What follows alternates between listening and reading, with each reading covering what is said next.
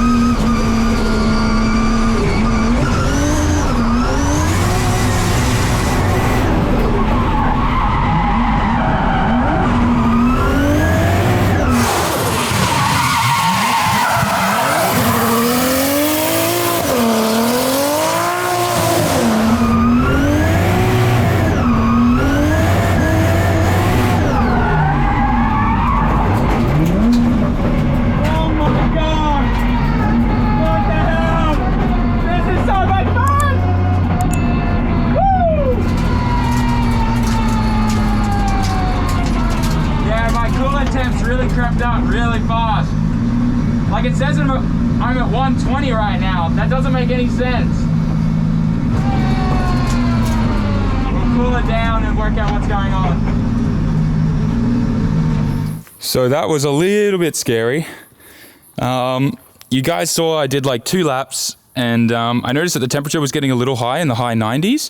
So I did a few cool down laps and it came back down to like 90, and I did another lap. And after I was like halfway through the lap, I pulled out of it because I noticed the temperature was going up pretty fast. And I was like, something's not right. So as I was pulling in, saw the temperature like getting to like 110, and we started just dumping water on it, and we worked out that the belt had come off because the pulley on the alternator had completely fallen off too. I don't know if you can see that down there, but it had completely come off. So I don't know if it came from the factory with like a loose bolt on the front, but it looks like some of the threads might be damaged on the shaft. So we're kind of back to square one now. I'm a little worried about the car. I think it's going to be okay. You know, TJZs are pretty resilient, and it didn't get crazy hot. I mean, we were seeing like 110. I think the peak I saw while I was pulling in here and shuttered off the engine was 120. But like, we just couldn't keep the engine running while we were cooling it down because of the no belt, so no water pump. But I did kind of sit here and try to spin it by hand for a while to try and get some fluid through, but I don't know. Hopefully the motor's okay. I'm sure it'll be all right. I'm sure if it's anything like my 1J, it'll take it like a champ, but I'm just really worried because we also noticed that even when ignition's on, the fans aren't turning on.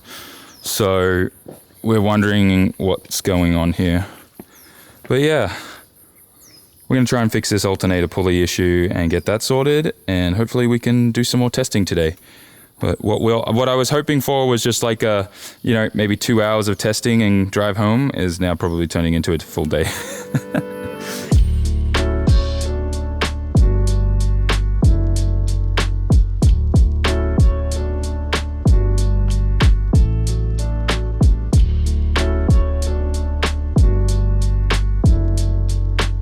Steve's gotten the alternator out, and it seems like at the factory, when this shaft was machined, it may have been machined incorrectly because the threads are destroyed here, or it was over tightened from the factory. We don't know.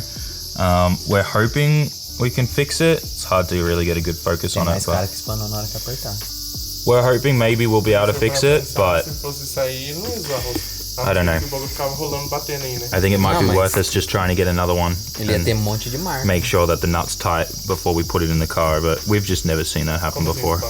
Like, when you buy a new alternator with the pulley installed, how often do you actually check the nut? Like, normally when you get a new alternator, you don't even check that, right? I don't think I've ever done that and never had a problem, so.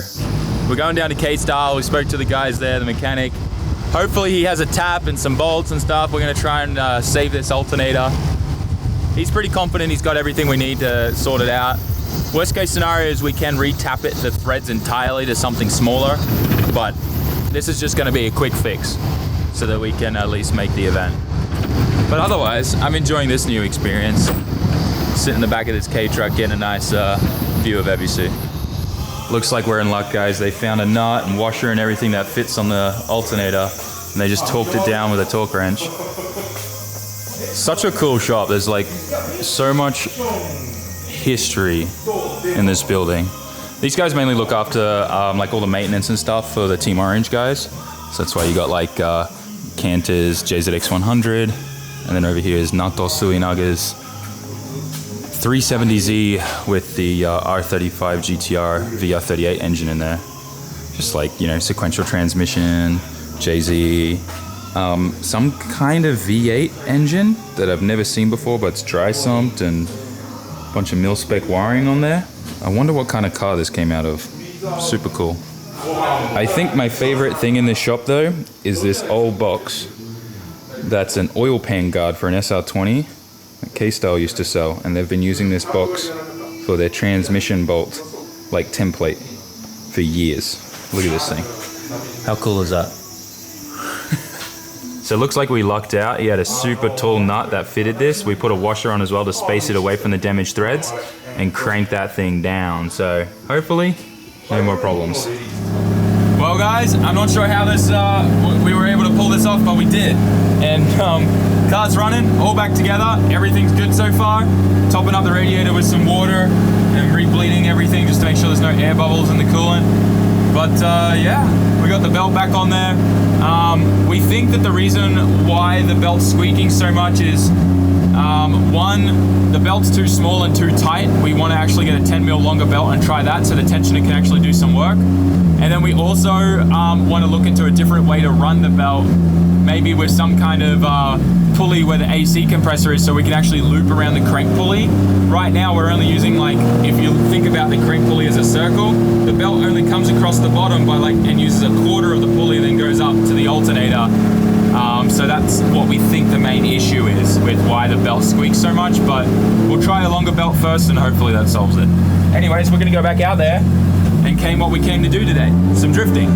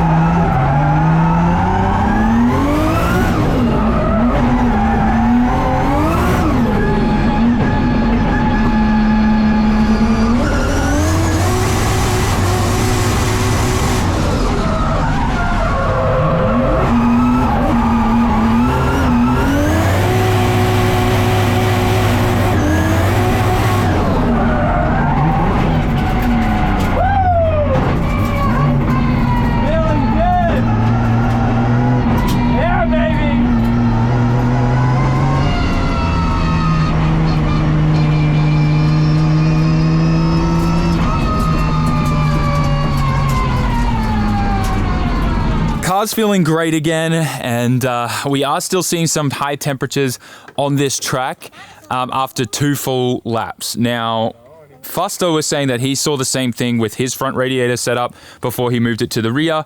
And when I think about it, like North Course, there really isn't much cool down here. Not like Nishi where you have the back straight to drive along and stuff for cool down. So I think it kind of makes sense that like after 3 laps, we're chilling at around like 99 and we come down and let it cool down and everything's fine. So that's just one of the many reasons why we need to change to the rear mount radiator.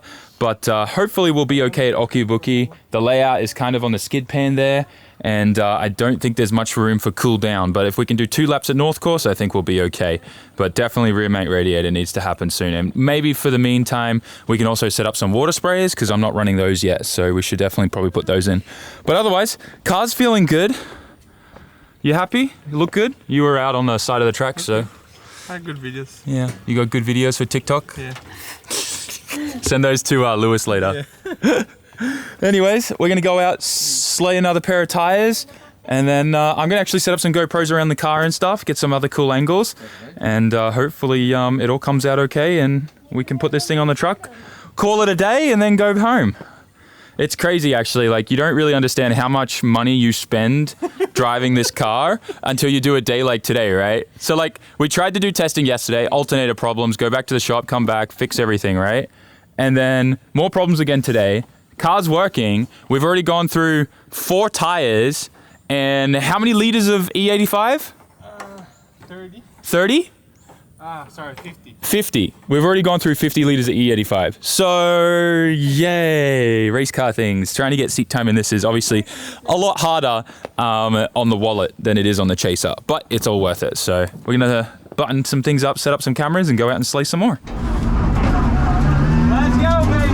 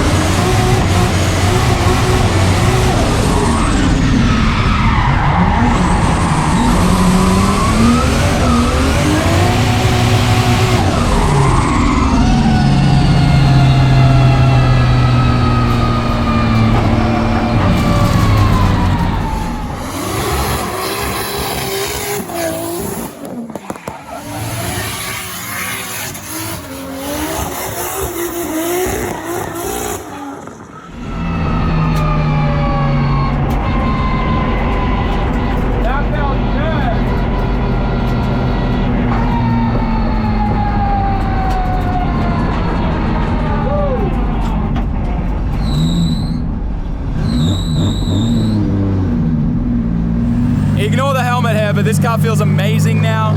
I am really excited about just how good this car feels. It seems like it's starting to rain a little bit, which is good because I was planning to be, that was going to be my last pair of tires that I wanted to burn. So I'm happy. I feel comfortable in the car, understanding it even more driving North Course, which I have thousands of laps on. So it just really helped me understand more of the car and what I need to do. I got some cool camera angles and GoPro set up, so I think it's all going to tie together and gonna really help me. Like, not only is it gonna be a cool video, but it's a cool video for me to go over and watch and see what I need to do to make the car do what I want it to do. You know, look at how my foot movements could have been better, or my hand movements and all that kind of control. Like, filming myself on YouTube, as much as you guys see the progression, I watch those videos to look at and see what I'm doing wrong so that I know what to do better next time.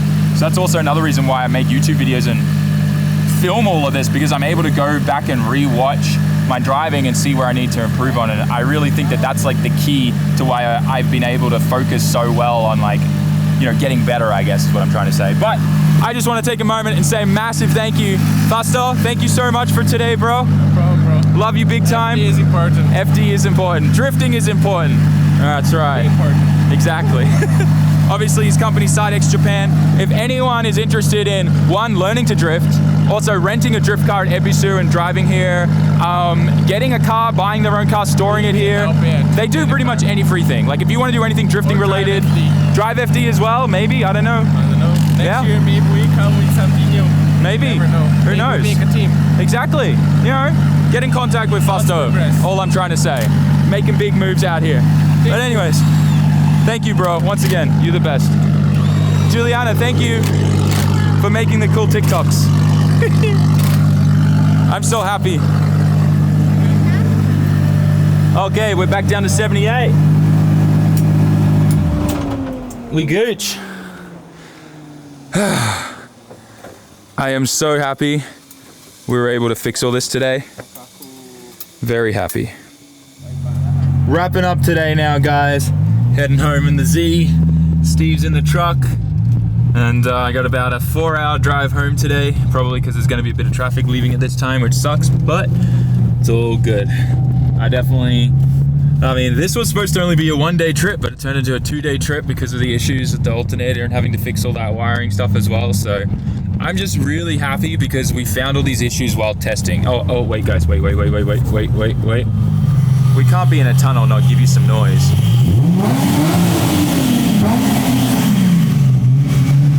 Nice. Anyways, as I was saying, I am really happy that we did all that testing, because that then means that we're not going to have these problems at the track, at the competition. And all the problems we faced probably would have meant us not being able to, you know, pretty much get to podium or even be able to compete. If that happened on qualifying, we probably wouldn't have even been able to qualify. So I'm really glad we found those issues and got them all fixed up. Also, we now know that, like, if any of these things kind of start happening again, we know what the cause is and we have spares of everything. So I'm happy about that, and I'm gonna focus on driving and getting home. It's now the next day. After all the driving and whatnot, I was pretty exhausted, and yeah, I just went to sleep. So I hope you enjoyed today's video. Well, it's actually yesterday's. You know what I'm trying to say. That aside, I'm feeling really, really good at the fact that we got all those issues resolved on the car. I'm hoping that tomorrow, yeah, we're literally in the process of packing our bags and we're about to drive 5-6 hours down to Shiga, to our hotel, which is near Okubuki, which is also just a, it's like a snow skiing resort that they turn into a drift park during the summer. But anyways, that aside, I'm feeling good that we're going into competition with all these issues fixed, because even if we didn't find all these problems, they would have showed up for sure this next round, and it would have affected my driving, and it would have stopped me from being able to do the best that I could do. And now that I'm pretty confident we have all the car issues resolved, because it's even funny because when it got back to the shop, they found a little oil leak, they pulled the timing cover off, found that my cam seals and VVTi gear were leaking, so they replaced all of that. And now the car's, I think, already on its way down there. Fasto's already driving the truck most likely. But yeah, it just feels good knowing that all these issues have been resolved and we shouldn't have to worry about them competing, because now all I have to do is focus on doing what I do and just try to get podium. I'm really confident. I'm going into this feeling good. I'm excited about the new track layout. We're not doing the really dangerous, sketchy J1 track as much as I want to do that because it's super cool. The J2 drivers, we get something, a little bit of a different layout that's on like the big skid pan there, which you guys will see tomorrow. But I'm confident we're going to do really, really well, and I'm hoping for podium, and I'm excited to see all of you guys cheering in the live stream. If you want to know where to watch it, there'll be a link posted in the announcement channel on the Discord, and if you don't know the Discord, you should be in the description, the link, so join. But yeah, that's pretty much where we're at. You can also watch on the Formula Drift YouTube channel. The live streams will be queued up and scheduled there as well. So anyways, guys, I'll see you on the live stream this weekend, and I'll have a vlog out to you again very, very soon. But I hope you enjoyed. Smash that like button, write a comment, and subscribe. If you haven't grabbed the SAMMIT HQ support packs, link is down in the description. Go to sammit.net and get yourself one now. Once again, you won't be able to pre-order those once this month ends. So yeah, thanks for watching. Peace out. Ciao.